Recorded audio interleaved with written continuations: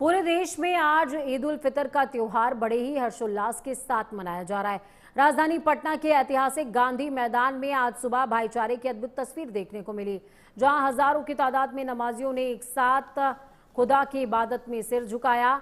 नमाज के बाद लोगों ने एक दूसरे को गले लगाकर ईद की मुबारकबाद दी है।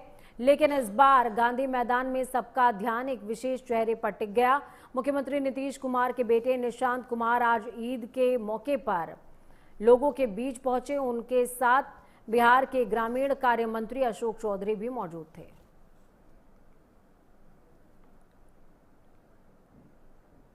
मौका है, जैसे हम होली दिवाली मनाते हैं उसी तरह से हमारा भी ये है कि हम ईद और बकरीद भी उसी खुशी और दूसरे धर्म के लोगों के, हम तो अपना पूजा पाठ करते ही हैं, लेकिन जब दूसरे धर्म के लोगों के भावना और आस्था में शामिल होते हैं तो दूसरे धर्म के लोगों को भी अच्छा लगता है। नहीं, अच्छा है। माननीय नेता का बड़ा स्नेह और प्यार रहा है और पूरे बहुत उन्होंने मिन्नत से इस बिहार को 20 साल चलाया है, और अगर 20 साल में शांति बना रहा है, लॉ एंड ऑर्डर ठीक रहा है, तो उसमें आपसी प्रेम, हिंदू मुस्लिम सिख ईसाई का आपसी प्रेम, ये बहुत जरूरी है। देहरादून में दिल्ली की बैठक के बाद कांग्रेस और भाजपा के बीच में जुबानी जंग तेज हो गई है। उत्तराखंड कांग्रेस प्रभारी कुमारी शैलजा की वरिष्ठ नेताओं के साथ हुई बैठक के कई दिन बाद भी कार्यकारिणी घोषित नहीं हो पाई है। जी हां, भाजपा प्रवक्ता हनी पाठक ने तंज कसते हुए इसे कांग्रेस की आपसी अंतरकलह बताया, तो वहीं कांग्रेस प्रवक्ता शीशपाल सिंह बिष्ट ने पलटवार करते हुए कहा कि संगठन की मजबूती पर गंभीर मंथन हुआ है और जल्द ही नई कार्यकारिणी का गठन कर लिया जाएगा।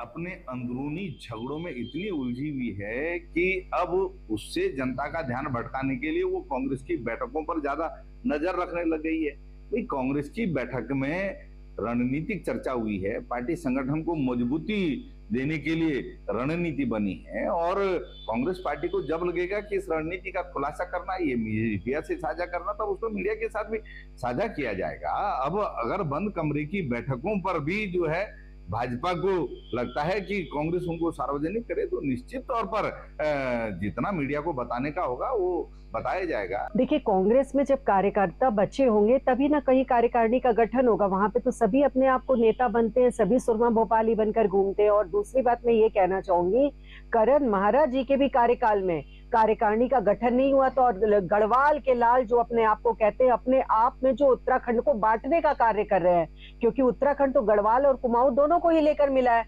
लेकिन वो स्पष्ट रूप से कहते हैं गढ़वाल के लाल, तो इससे साफ तात्पर्य होता है कि वो अपने आप में उत्तराखंड को बांटने की कोशिश कर रहे हैं। उन्होंने कहा था मात्र 1 महीने में हमारी कार्यकारिणी का गठन हो जाएगा। अब उनको बने हुए भी 4 महीना हो गया, तब भी कार्यकारिणी का गठन नहीं हुआ। सिर्फ बयानबाजी से बाज नहीं आने के कारण और अपने कार्यकर्ताओं पर ध्यान न देने के कारण ही इनकी कार्यकारिणी का गठन नहीं हो पा रहा है। और